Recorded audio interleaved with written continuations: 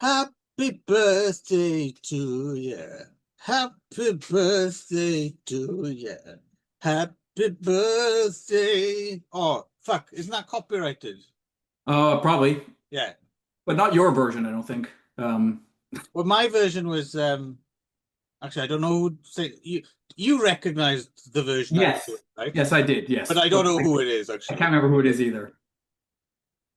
Yeah, it doesn't matter. But it is in fact. We could also sing Russ Abbott's Atmosphere. I love a party with some happy atmosphere I in the forgot that was Russ cool Abbott. night air. Anyway, that is Hmm. the signal that Hmm. it is our 100th anniversary. Yes, today Nick is 100 years old. I know, and I barely look a day over 99. No, absolutely. Um, you scrub up well Hmm. for an old Yes. fella. Well, I So just yeah, I have a big clip at the back of my head that just kind of keeps all the skin right, pulled tight, right? I right. just that's why Yeah, I don't turn don't around too let much. that loose because we'll have to censor the yeah, be like a scene out of Society or something. Exactly. But yes, Yes. 100 shows we've been doing this nonsense. Can you imagine how much time we've wasted over the years? Terrifying. It's terrifying. Yes. On the positive side, it's made me read a lot. I think a lot more than I would have otherwise. Um, Well, yeah, so I was wondering, well, before we get to that, I've got a couple of things I wanted because these are things that we won't be talking about on the show, I mhm. doubt, unless someone puts out kind of paperback versions, because they're kind of limited edition things. Uh, and and there were things I wanted to flag up, but because we're Mhm. not likely to talk about them. Okay. And also I get to gloat, and Yeah, Nick doesn't have please. copies of them. Yeah. But no, I wish he did. But the only reason I got around them was because one of them was a birthday present, and the other one was this year's Christmas present. Okay. Because yeah, because otherwise they're well. Now's good timing, I think. If you're going to grab them, Hmm. anyone out there, grab these books now because they're already getting a bit pricey, but it's just going to increase, right? So first up, Ah, Alan yes. Jones's Disco Mania, Yes. Fantastic Beasts and Where to Find Them. This is one I have started reading, and no, it's great, and as you can see, lavishly illustrated, and yeah, no, just a lot of fun, and clearly, um, I mean, obviously, Alan Jones is famous for a lot of things and having written the Argento book, Hmm. but I this feels like more than just a history of disco via the movies. It feels it's almost like a memoir as well. Right. Like it is Yes. Yeah. and it's a lot of fun. It's very heartfelt and there's a load of info because I'm you know I've I'm a what's the word casual disco fan. Hmm. I love me some the full 20-minute version or whatever of Macho's I'm a Man is glorious. But Yes. I've got a lot to learn about disco, and this is a very good starting. I've always liked Cerrone, the French, Okay. that Yeah. little French turd. His stuff is quite a lot of fun. Um, have So you ever? therefore, yeah, Disco Mania is one of is a wreck for sure. Hmm. Pick it up. And I got one more here, and I haven't actually started reading this yet because it just arrived. This is this year's Christmas present, and this is quite the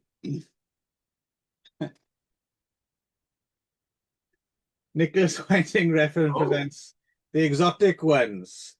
It's even like so. It comes in. This is a case. wow. Yeah. So this is the unwieldy, the fabulous filmmaking family from Music City, USA, the Ormonds. So this is yeah a book about the Ormonds. Um, Okay. there's a Reverend SSW Perkle, I think, there on the back, and this Hmm. is yeah. I mean, it's even look gold. Leaf. Yeah.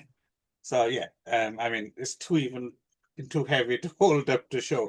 But but the thing is, I haven't started reading it yet, but I have no doubt that it's going to be fantastic because it is, of course, written by Jimmy McDonough, Oh wow.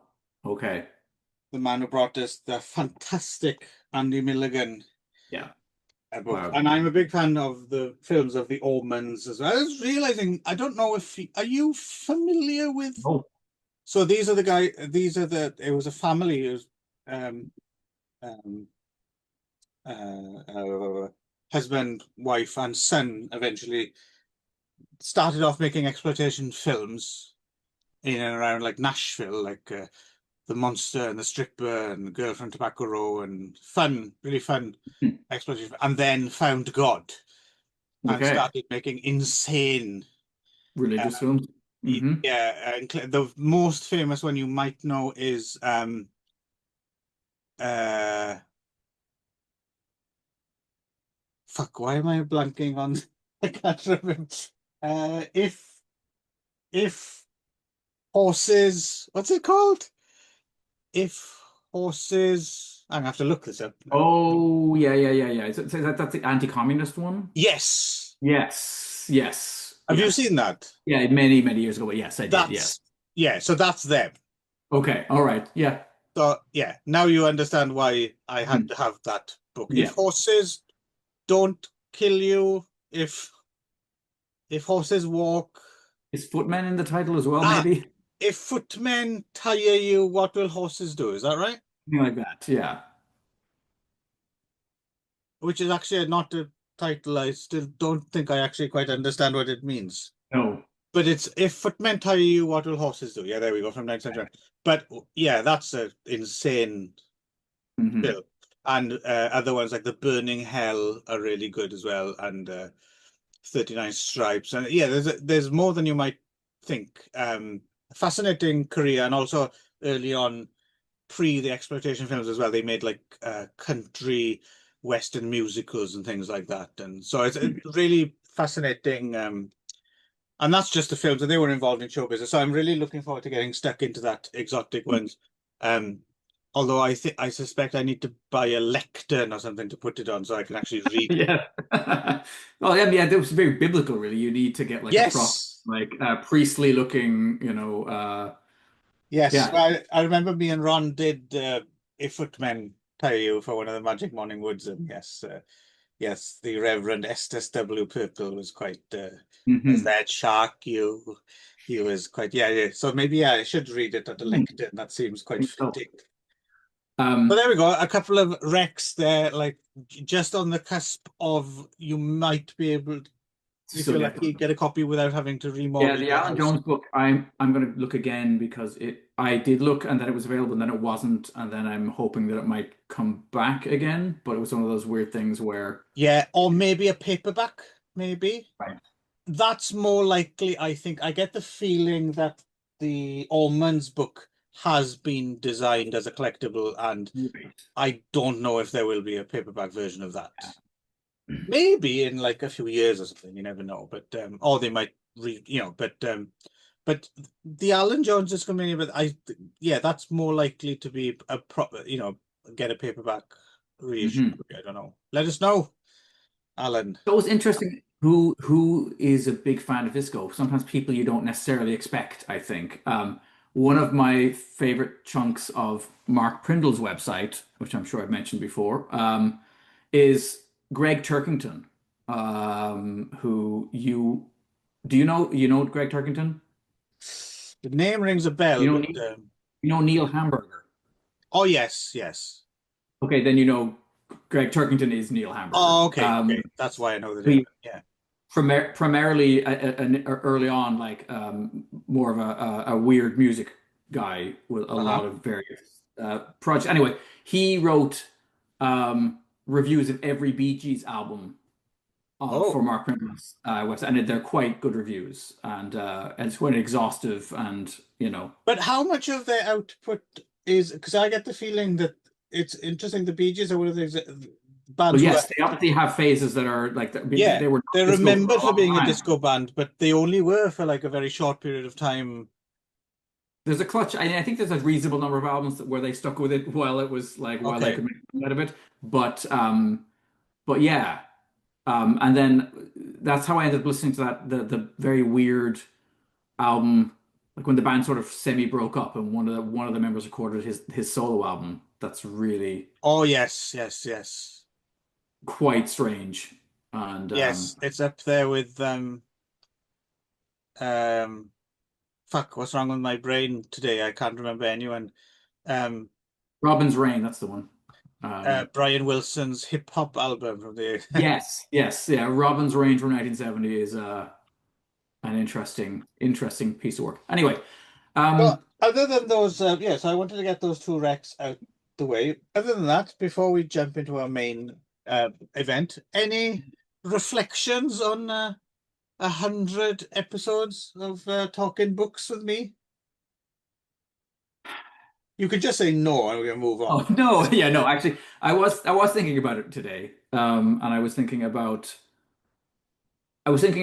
about actually to Jen. I was thinking about how I've been really happy ever since we kind of together, but I made the decision not to reread anything for the rest of the time we do. Initially, it was 1 year, but I think I just set myself the challenge of never rereading anything. I'll reread things possibly in my own life if Hmm, I ever have time, but not for this. That I want everything to be fresh.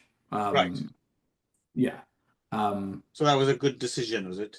I think so because yeah, sometimes I'm gonna find things that are duds, but that's maybe more interesting as well Hmm. than things I know I like and I've read multiple times before. Like why I don't need to talk about them Yeah, other well, than I think what it does, what I like about it at least, is it kind of prompts the other like there are books that I've chosen that have been on my to read list forever, but also at the same time, something that you might have chosen has resulted in me poking around an area I wouldn't have, Hmm, and then, oh, okay. And I also like when we organically just decide, for instance, when you chose one Flann O'Connor book, and then we mhm, immediately thought, well, we just have to do another one. Like, right. I Yes. like when these things happen. Hmm. Yeah, and I think too that I feel like this way I've got no skin in the game. I think it's actually the dangerous thing to bring something you're really precious about to something Hmm. like this in a way, right? I think some of the more difficult conversations potentially we might have on shows like this is when somebody brings something that like they are really inspired by or think is really, really important, and then Right. everyone else is like, yeah, I don't really get it, or I don't really like it. Yes. Yeah, well, we And have had that happen as well, right? it can, yeah. Yeah, yeah. And I think I prefer in a way coming in every time and being like, I don't know, this could suck. I haven't read it, right? I've just Right. stumbled across it in my readings or someone else has recommended it, but I don't Yeah. feel like, Because you know, there is a kind of subconscious screening process that goes on. Obviously, you're not just gonna pick any random book off a bookshelf. Oh, no.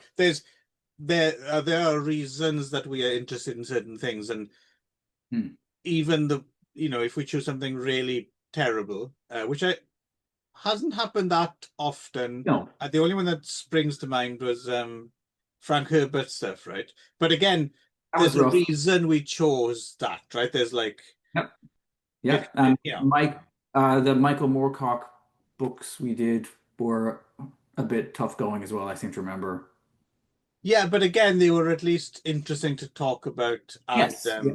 and the other thing I was going to say as well is, I mean, this doesn't happen so much nowadays, but every now and again, when I'm really in my cups and loaded on a Saturday night, and I can't be dealing with anything, and I'm in smelling your own farts mode, and I Mhm. might put on an old Right. show. Mhm. Of all the things, it's almost always one of our books shows. Interesting. It's not the films one, it's not the Mhm. comics one or something. Um, those farts smell good. I wonder if it's because in a way the conversation is more multifaceted, maybe when we talk about books than potentially when we talk about Don't films. know. I don't know what it is, but Because I think maybe we talk more about ideas when we talk about books, and we don't always talk about ideas and philosophy as much when we talk about the films. We tend to be more focused on the surface, which makes sense. Film is a kind of a surface medium, right? Um, I don't. I We know don't. I feel as if you're spitballing and making shit up now as you It go could along. be. It's entirely possible. But I mean, today is a perfect example because what you've chosen for us, although on the one hand, looking at it, it seems a very slight Mm, read, right? yeah. It's like a 60 or 70 page. It barely qualifies as a novella. It's like a long short story in some Yeah. ways. Yet, I mean, we could. I'm not going to. I'm not going to do a 3 hour show about it. But I think you could feasibly, potentially unpack that at Oh, you length could. because You absolutely there's could. quite a lot going on there. Um, But yeah, we don't have the time for that today, yes, we don't have the time. unfortunately. So So in fact, yes. we're not going to talk about it at all. So we're just So see you next thanks. I'm time. glad you enjoyed our 50th anniversary show. Um, 100th. oh, 100. There we go. 50 times two. Um, Yes. God, you're even bringing those awesome maths of yours. Um, yeah, so um, so this is another rec from my missus, actually. mhm. Um, so she happened to have read this recently, and then she brought it up, and then I didn't expect Props, to be. props to her for her last recommendation, which was that Yes, I can't remember the name of it, but it was that incredible story. Well, one of them was that incredible story about the guy getting nailed into a yes, coffin on top of a boat and we're and pushed kind into the of sea.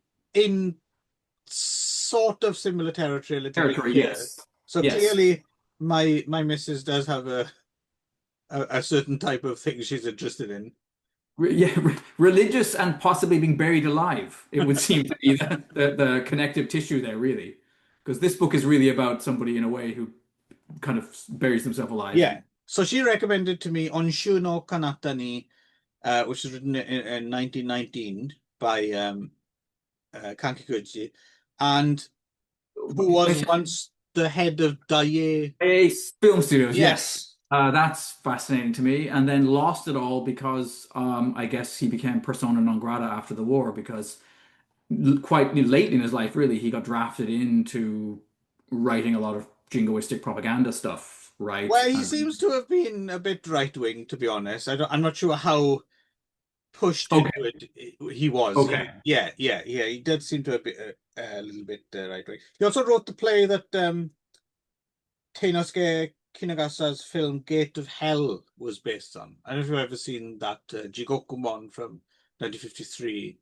Really good No, I film. haven't.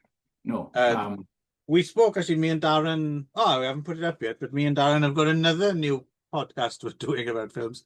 And we talked about so Teinosuke Kinugasa made that silent film, A Page of Madness. If you've ever seen No. that, oh, amazing Okay. film. Uh, Okay. yeah, and what was the other thing I thought you'd like? Oh yeah, that's right. That's he also, let me have a look here.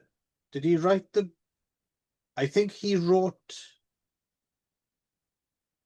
did he write the screenplay or the book? Anyway, um, The Blind Menace, Okay. the Proto Zatoichi Right. film. Well, that makes Oh no, hang that. on. Maybe he didn't write that, but yeah, sorry, Kazuo Mori directed The Blind Menace Okay. the same year as he directed a film called Lord Tadanao, which is a Jidaigeki with your mate Raizo Ichikawa in it. Okay. And I think that's based on a Kan Kikuchi novel or screenplay or something like that. Hmm. Yeah. So, I mean, one of the things that struck me about when I was reading his Wikipedia entry is that um, he had this weird connection to Ireland. Oh, is that Uh, right? yeah. So, he says Kikuchi-kan was the most celebrated playwright in Japan at the time. He was widely acclaimed as a playwright who transformed Irish plays into into a Japanese context, including John Millington Synge's Deirdre of the Sorrows. So like talking about like this is real, and at the time, like kind of like the late 1800s, early 1900s, this is the time of the Gaelic revival in Ireland, right? This is when Lady Gregory and Lord Dunsany and Yeats and all of this stuff are going out and they're trying to raise Celtic writing and mythology up to like a level Yeah. that of Greek and Roman mythology, right? So yeah, for whatever reason, somehow Can was involved in this and Okay. involved in translating some of these plays, and then yeah, I maybe resetting them in a feudal That's Japanese. interesting as well because you mentioned Yeats and you have the reverse as well. You have Yeats was fascinated with no theory, Yes. right? Yes. But without actually having seen it, or Mhm. and he kind of made his own version of what he Yes. thought Like no those was. Europeans who get, a rhino described to them, and they're like, ah, yes. And they Yeah, draw something that's completely fucked, because but I once awesome. went to an event that a friend of mine put on, which was about No and Yeats and Yeats's version of No, and it was kind of quite interesting Okay. to consider the interaction, because it ended up creating its own thing, right? Mhm. Which was neither this nor that, but was Yes. kind Yeah. of interesting. Yeah. And you see the same thing happen with the woodblock prints that went over to Europe and highly influenced the the Impressionists, basically the pre-Impressionists and the Impressionists. They did a lot of stuff that was Oh, kind you of mean like, like Rory Bremner and Phil Cool? yes, yes, exactly Right. them. Yes. Yeah. Um, but apparently in Can's autobiography, he wrote extensively about his great interest in Irish drama and Irish literature. So, an interesting It's connection there. it's just funny. I just realized, Darren reminded me the other day that YouTube has this thing now, doesn't it? That it automatically like flat, like if you mention someone, like it becomes part of the hashtag Mhm. or whatever. So there we go. Phil Cool is now in the mix. Um, yes, I wonder if it'll bring any Phil Cool fans gangs along. of, yeah, who will be deeply disappointed. But yeah. So anyway, so my wife had a question about this because I would actually brought the book up with her earlier today. Sometimes I talk about things with her um, to get my head around them because I haven't necessarily I've read them, but I haven't necessarily articulated them out loud yet. And so I sometimes don't feel like I'm ready to talk to you about them until I've at least partly gathered my thoughts and tried Okay, to that's express them. interesting. And not always, but with certain things, and with something Hmm. like this, because it is it's a little dense. Dense. I don't know if that's the right word, but there's a religious component, there's a spiritual component, Hmm. there's a component around how we live our lives, around revenge, around the implementation curve. That's maybe one of the most interesting things about this book. I've never seen a book so deeply dig into the implementation curve. And we'll talk about it when we get to it. Yeah, because I But don't know what you're talking about. I've yeah, never heard of the implication group. so the title of the book, Jen was like, "Oh, the book's called like Beyond the Pale of Vengeance," because the term "beyond the pale" comes from a specifically Irish Yes, context, right? yes. And that's how it enters the English lexicon. So Jen was like, "Is there a phrase in Japanese like beyond the pale?" And I said, "I don't know what the Japanese title is and whether or not it has a completely different." Oshu no Kanata ni, Onshu no Kanata ni, sorry. Actually, I don't know. I've These are words unfamiliar. These are not everyday Japanese words, I don't think. Because it kind of the whole concept of beyond the pale has come up occasionally when we've talked about Chinese cinema that deals with the kind of Mongolian versus Ah, Han, like you know what I mean? Like this, the concept of beyond the pale is certainly a concept that has existed in various cultures and times. But yeah, she but just the specifically title isn't beyond the pale. It's anywhere outside of the um not civilized, but it's you know. specific. It's not. What's the word? It's not Belfast. It's what's the word for that part of Northern So it was Ireland? Dublin. It was actually no, it was actually Dublin. So Was it? it was yeah, because Oh, so I Dublin see. was Belfast would have been beyond the pale, for yeah, it example. would have been yeah, yeah, Well, what's the yeah. word I'm blanking on? It's G, not Grump. What's the northern part of Ireland would have been? There's a name for that region. Ulster? Ulster. Thank you. There we go. Okay. Yeah. So I think, Okay. yeah, Beyond the Pale was basically Ulster, wasn't it? I And think. Connacht, really. I mean, Connacht, because Connacht is the far west, and that was truly Right, right. madman's land as far as the British were concerned.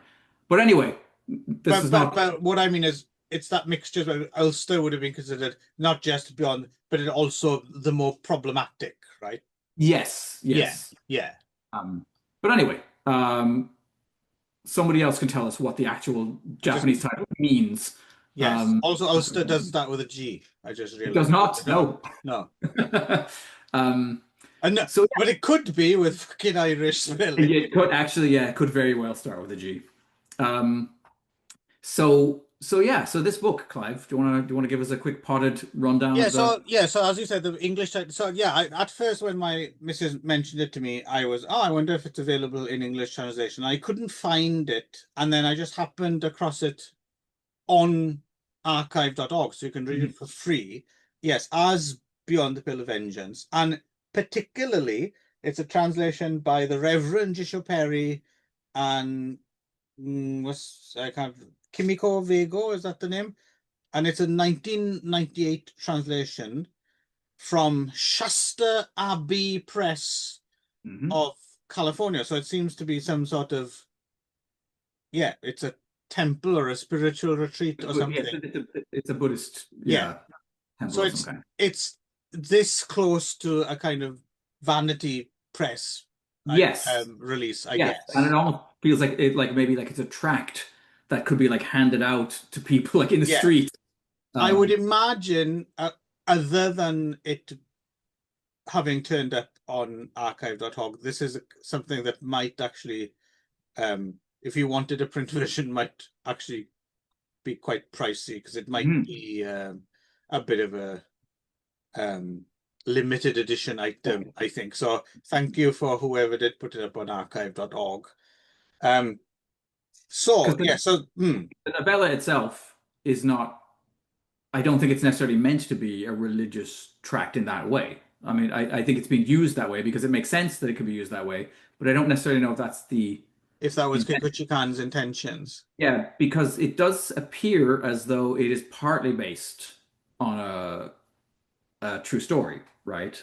Yes, that Um, happened in the 18th century, 1735 to 1750. And you can go and you can visit Aono Domon Tunnel. mhm, It's in Nikatsu in Kyushu. And actually, I was talking to the missus about this when we are both well enough to be traveling long distances again. I do actually quite fancy checking out this tunnel mhm. Yeah. because now it's a proper tunnel with a road through it and everything, right? It's like Yes, I looked at some pictures. Oh, there still are some areas of it that have been left as they were. yeah. Well, And there's pictures of it in the book as well, isn't there? yes. Yes. It's a shame really. I would have liked to see the old one, which just had the shrine in it, and rather than just a.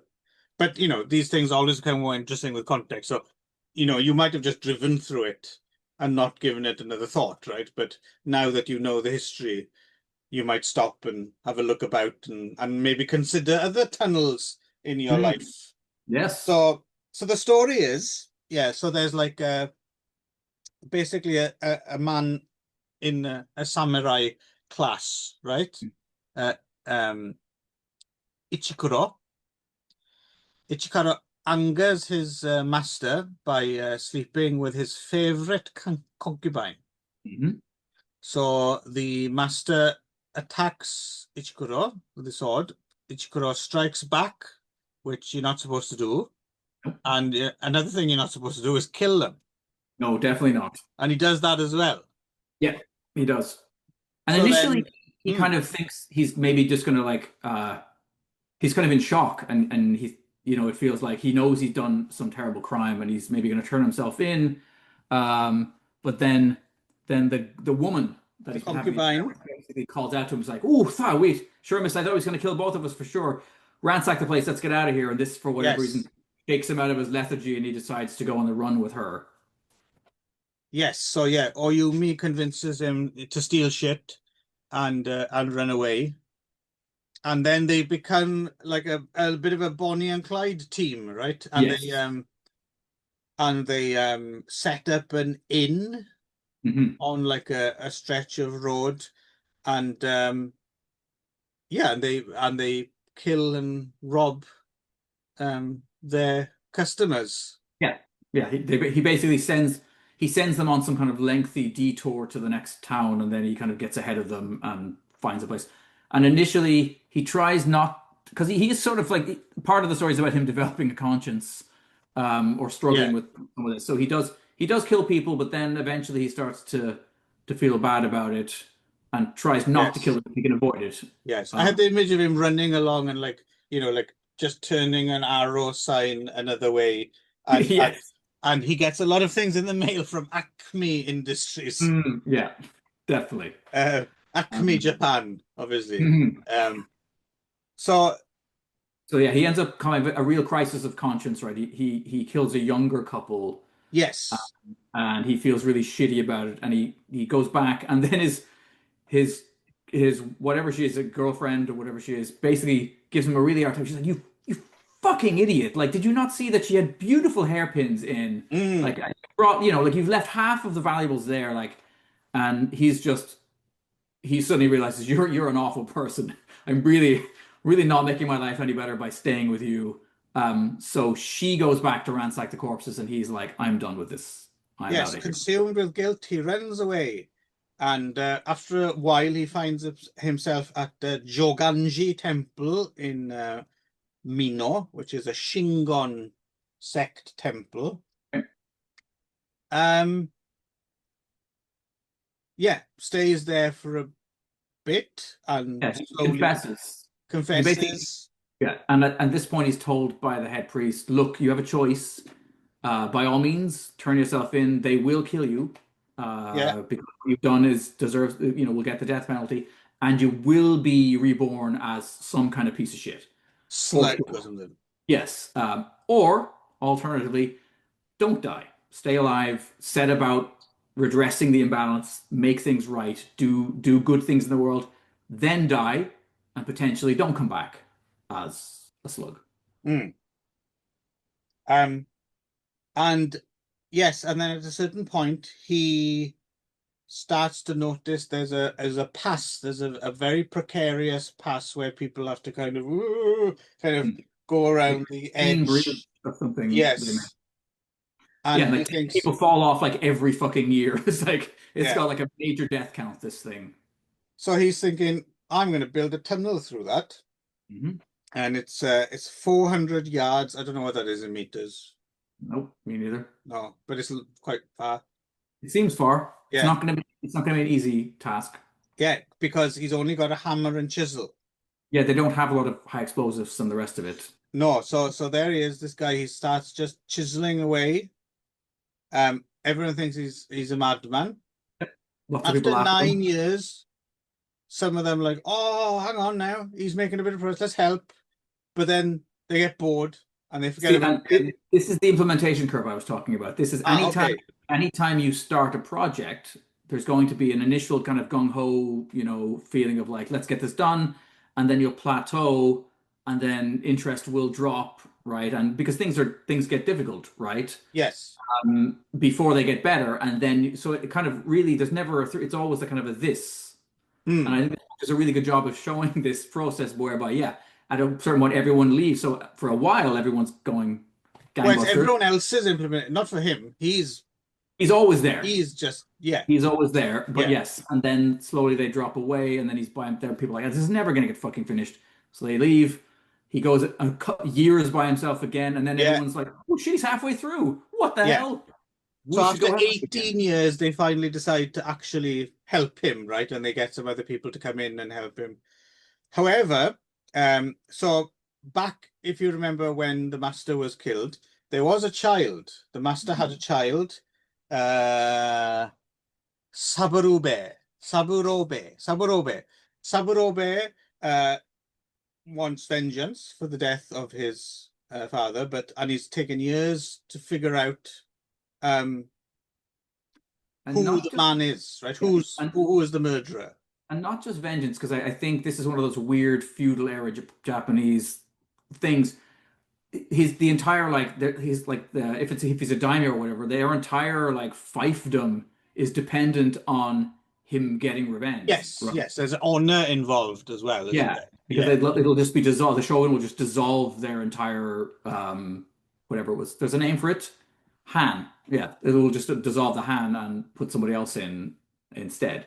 So yeah. So yes, it's very important for him to, and he does eventually, after a series of encounters and figuring things out, he does find Ichikuro, and he finds the tunnel, and he's like, okay, I'm here to kill you, and the people working alongside Ichikuro kind of convince him look, lay off Hmm. until he finishes the tunnel, and Hmm. then you can kill him.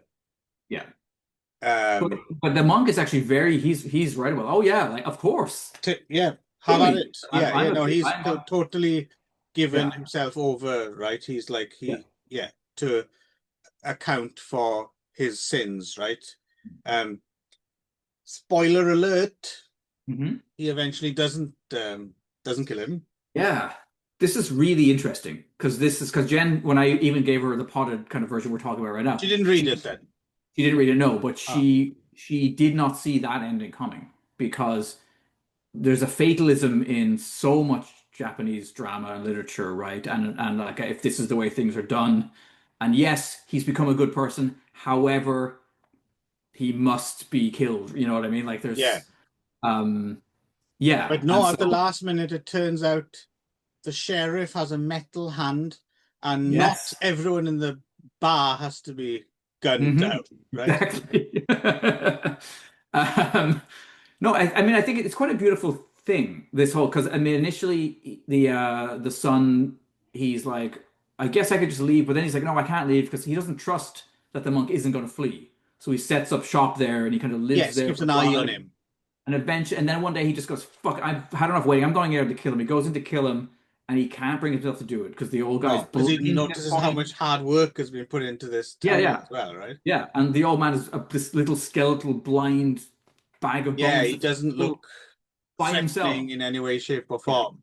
And it's the middle of the night, and the old guy is in there just by himself, chiseling away at this wall, and he just picks up the chisel next to him and joins him. And there's something quite beautiful about, I Yeah. think, this ending Imagine story. if you think you're going to encounter, Hulk Hogan, Hmm. but it's Ronnie Corbett. Yes. It kind of puts a different spin on Yep. things, right? Yes. It's a bit similar to what the very, very smart anti-fascists down in Portland have been doing. If you've been watching how they've all been dressing up in big inflatable frog costumes, Right. because the photo ops that are created are ridiculous, and it just doesn't look. It's just not a good look for the for ICE and the police and anyone else to be beating the shit out of giant cartoon frogs. Right. It's very good branding. Thumbs up, guys. But anyway, yeah. So in this case, yeah. So he finished. He just joins the engineering team and finishes the tunnel with everyone else. And then when it's finally finished, there's this moment of like, oh, here's where it's coming. He's going to be like, well, we've done it. Your time has come. And instead, he just puts Yeah. the sword down and And then on the very, very last page, what I appreciated, there's this little dwarf character who's been in it in the background throughout, and he falls upside down in a bucket of water, and everyone goes, ha ha ha ha ha ha, and freeze frames. Is that how it ends? Am I getting confused? so so the old man he eventually becomes Frank Langella, right? Yes, In that's right. skeletal Yes. mask, By right? the power of Grayskull. He's been so wasted by the appearance, yeah, by the experience of carving the eye hole in the Castle Grayskull. Yes, yes, I think that's how it went. Yes. So no, of course that didn't happen. That was just me being hilarious, and I disguised Hmm. it by not being funny. Um, Ah, okay. yeah, it's something I do quite often. Uh, Hmm. the stealth approach to humor by not saying anything humorous. Um, Yeah, it's like an Andy Kaufman kind I'm of pretty good at it. yeah. So anyway, yes. What do we want to say about Beyond the Pale of Vengeance? As I said, I think it does wrong foot you, and I kind of like the fact that I really, for a Japanese story to end in such a kind of to brush aside the societal pressure and and maybe the right to vengeance. Um, yeah, I was Or kind of obligation, even or to yeah, yeah. I was surprised, and I always enjoy being surprised, even in the opposite way than I because as I said before, I was always attracted to Japanese stories and films because they often do have the downer ending or the I'm sure I've told the story many times before about me and Jen going to see a series of kabuki plays, and there was one all about about a Ronin who's wandering around, and he's got a young son, and the son ends up stealing like they've got no money. He ends up stealing a kite, and then the samurais like kind of how does this go? No, he maybe he's going to steal the kite and he doesn't, and then the shopkeeper just gives it to him because he recognizes he's a poor child of a Ronin, and the kid accepts the kite and goes home and shows it to his dad, and his dad is like, "All right, guess I have to kill myself then," Right. and commits seppuku. And the moral of the story is like, oh, don't help people. Like, yeah, you think you're doing good, but actually, you just, like No you did good a deed. terrible thing. And yeah, and it's literally the end of the story. Is like somebody tells the shopkeeper, oh, you should never have done that. Like, what an absolute humiliation. Like, and now this child is fatherless because you went and gave the kid a toy.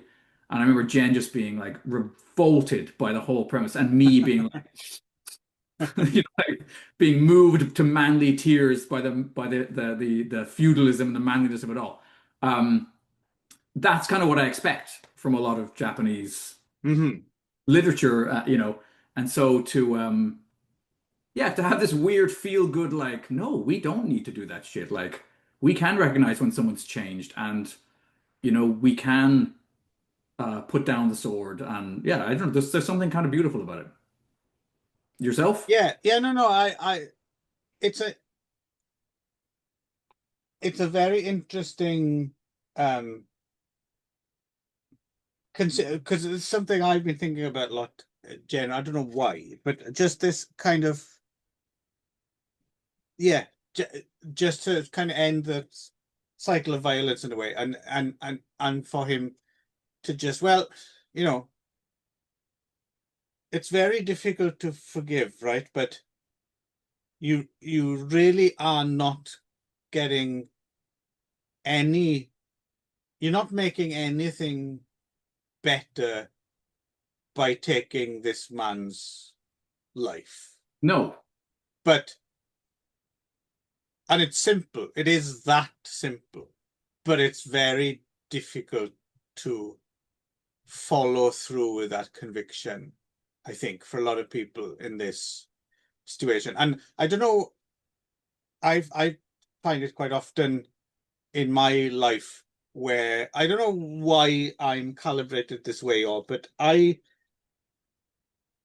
haven't been wronged in this way, obviously, but I tend to find I'm a relatively forgiving person, and I've become increasingly more so just because I've never, I don't see the benefit of, you know, I usually like to find the path of least resistance. Hmm.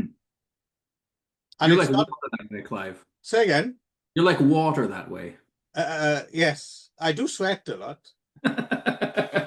You But take the form, whatever container you're placed in, I yeah, believe. what I mean is I'm not a big fan of confrontation in general anyway, but Oh, it's not of that. course. It's more to do with like my wife sometimes considers me um cold-blooded in certain ways. And I that might be part of it, is I do seem to have a very rational way of looking at things. Okay. Somehow I'm able to turn off the emotional Hmm. bit. Okay. And I realized that many people can't do that, Hmm. or don't want to do it even, maybe, or refuse to do it. I mean, I think from a lot of people, your first response is often one of untrammeled emotion. And then it's the question is whether or not you stick with that or whether you're able to process it and do something with it. And, Yeah, but but for so you're whatever saying you reason, go straight, you're going straight to, you yes, you bypass I don't often right to, have a feeling of outrage, hmm, even when something outrageous happens. okay. I'm a bit Mr. Spock Hmm, in that way. right. You're just fascinating. Well, yeah, and it is on the one hand good, but it is actually, Hmm. yeah, sometimes it is because someone's like, "Oh, what are you, a fucking robot or something? Why are you not moved by Right. this?" Or I have Hmm. been accused sometimes of being a bit of a fucking Okay. robot. Um, yes. So yes. So I very much I got along with this book just because that kind of matches my worldview to a certain extent. Like Hmm. I think it would take a lot for me to want to avenge almost Hmm. anything just because I don't see the value in it. You see what I mean? But again, I'm also Hmm. lucky enough to have lived my life thus far where Without having, something yeah. hasn't been done to me that would. Hmm. I mean, Harry Dean, have you Harry ever Dean. been Oh have yeah, you no, ever had something done to you that demanded vengeance? vengeance Uh, have you ever had to actually consider this dilemma? to a certain degree. Yeah, maybe. But yeah, yeah. No, I'm just picturing. So I'm just picturing Harry Dean Stanton shouting "Avenge me" in what is it, Red Dawn? Um, but yeah, I mean, honestly, nothing that's been done to me that demands that kind of satisfaction, or somebody else has to die. No, Hmm, no. But there's been times where I've toyed with the idea of like, yeah, if I could quietly and if I could get away with burning somebody's house down or whatever, where it has crossed my mind that like that's a person who deserves it, but really? I wouldn't act on it, I don't think. Yeah. But that sounds more l- like, I mean, I don't know what the specifics of that are, or Hmm. if you want to go into them or not, but I'm guessing you're talking about something that you're outrage on someone else's behalf almost, or Yes, something. yes, yes. Actually, it's funny. I am far more forgiving when things happen to me than I Right, would be if they happen to my wife or right. Well, no, I think a that's the family thing. member, I think right? that's what would be the thing for me as well. That would be the line you'd have to cross. Like it would be something done to a loved one or something like that. Yes. But then even then, I don't know. Like you're not bringing them back, right? No, no, but obviously I have a strong attraction for, and I always have for revenge stories. I do think there's Oh, same something. here. I think Yeah, we're hardwired to find the satisfaction in stories of revenge, right? I mean, Jesus Christ, Kazuo Koike got like 8 squillion pages out of it, right? yeah. No, no, no. I get it. I understand it as a. I'm just wondering if in my real life, if it's something I would be capable of in a way. Just you know, because it wouldn't. I don't feel as if very much like the character here, the son, right? I think he comes to the conclusion that is not going to right any wrong. No, and the greater good isn't going to be served because this person clearly has annihilated themselves, Yeah, right? Not the person who killed his father anymore. yeah, So it doesn't make sense to seek vengeance. And I would say too, hanging on. I mean, in my own life, sure, there have been slights perceived and real, I suppose, and so on across my life, right? The things have happened. Um, but I have actively tried to let go, I think, the older I get, because hanging on to them, it just seems like you're carrying around these little poison bladders in your body for no yeah. good Well, you're reason. only doing yourself a disservice, right? That's Yes, the yeah. thing. Yeah. Because often these people don't necessarily even know or couldn't care No, less or, about something that happened in fucking high school or whenever else, right. yeah. So, so yeah. And sometimes you meet people. I mean, I meet people who are exactly like that. They are carrying this resentment around Yeah. with them, and it's a very off-putting human characteristic. I'm thinking of a few people I know, Hmm. and it, yeah, until But they if you're simmering, I think if you're simmering all the time, then that's not a good thing, right? If you're just no, if you're reacting to other people as though you're waiting to be attacked, or because you've got these right, defenses up all right, the time because you see, um, yeah, you're constantly looking for somebody trying to needle you or yeah, fuck with and you, it right? very rarely does like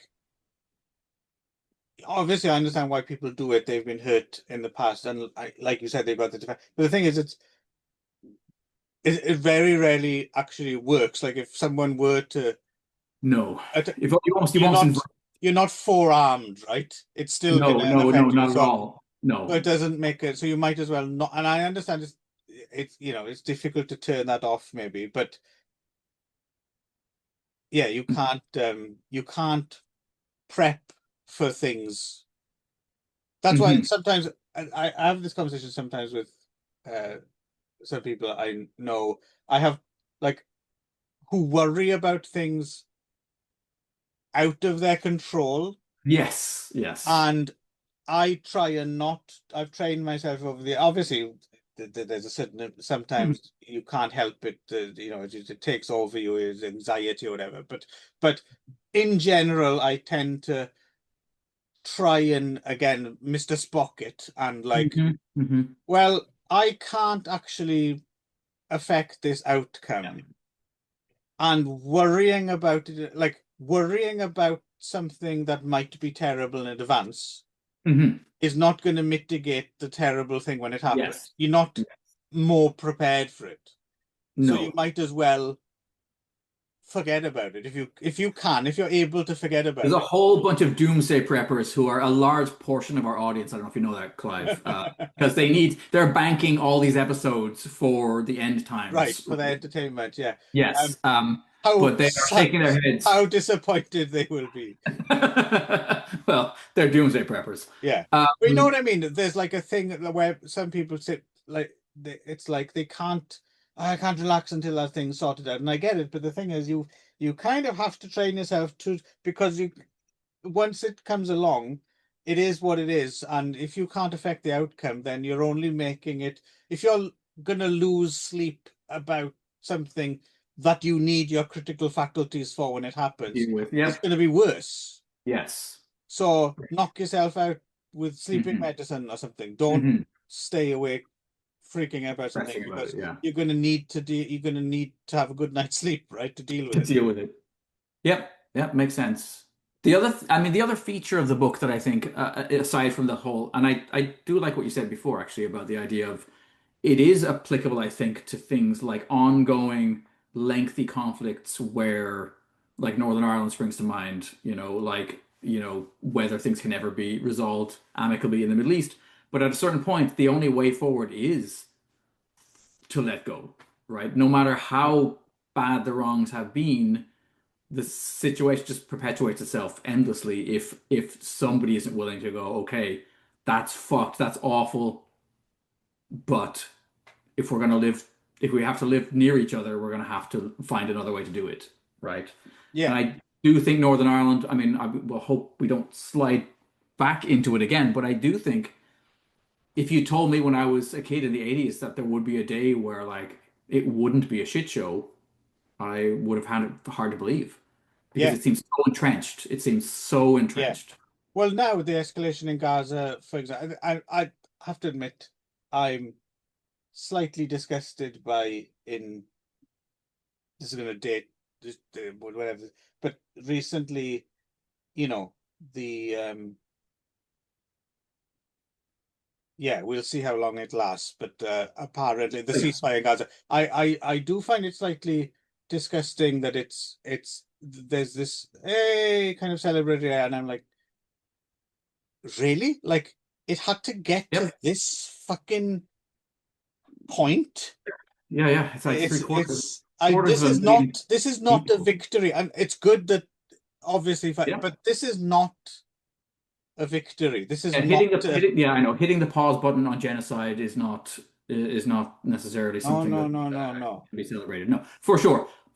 But I'm still saying in the long run of history, eventually at some point, or not, or everyone's dead. I mean, that's the other option, right? Is everyone just kills everyone Well, else? that's what I'm But saying. That I'm you using know, this as an example because it's like it's already gone too far, right? It's for it to be and that's the end game, right? Is that one just in yeah, one, annihilation, right? yeah, for sure. But I think you go back and you think about post-war Germany, post-war Japan, I mean, it's hard to imagine like if the Allied powers had decided, no, we just need to basically exterminate these groups of people because they have been a threat to our Mm. existence, you know, at a certain point, it's kind of amazing to me the capacity for forgiveness on both sides post World War II, right? Given what the world did to itself, that everyone was able to be like, okay, within 10 years we'll be trading and we'll be making machine parts for, you know what I mean? It's just kind of mind-boggling to me, really. Yes, but then of course there are those generations of people who fought in the wars who never Yes, forgave people, right. right? I was talking the other day to a guy I met, a British guy whose grandfather had been like in Burma or whatever during the Second World War. And he was not best pleased that his grandson had gone to live in Japan. Hmm. Like to him, it was Yeah. they were still the enemy. And He could not let go or forget about that stuff. mhm. Um, Yeah, I mean, it was his lived experience. Um, a really cheery 100th episode here. yes, hooray! But no, because the message is to Peace. forgive and to move on. So Yes. please forgive us for the past 100 episodes, So, okay, we'll do and better we'll next. I move on. swear. I Yes, we'll swear the get next better. hundred, the We next will hundred will be definitely so good. do all the Mr. Mem books soon.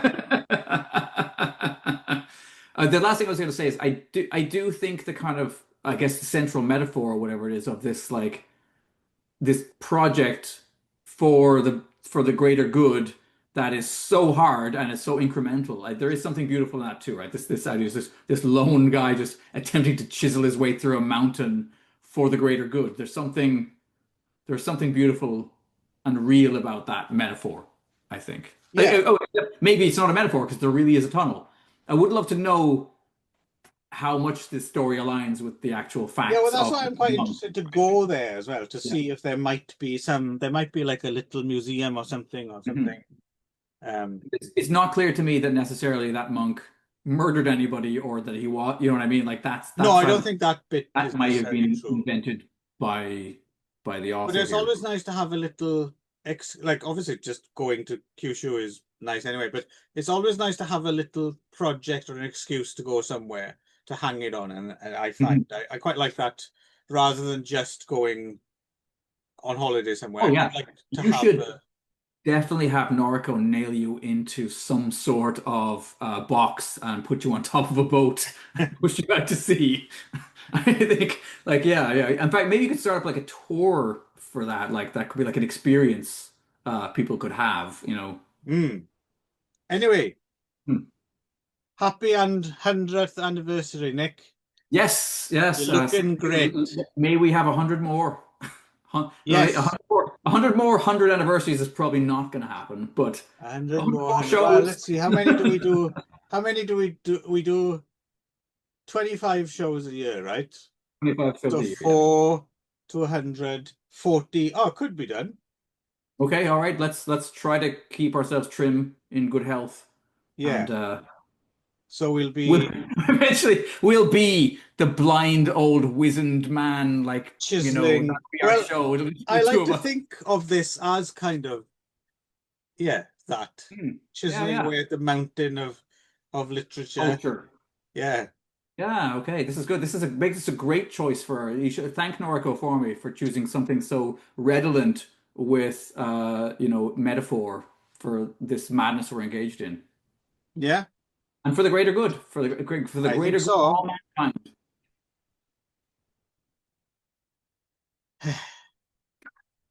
See All you, right. see you for episode 101 then. Fun. Yep. Bye-bye. See you.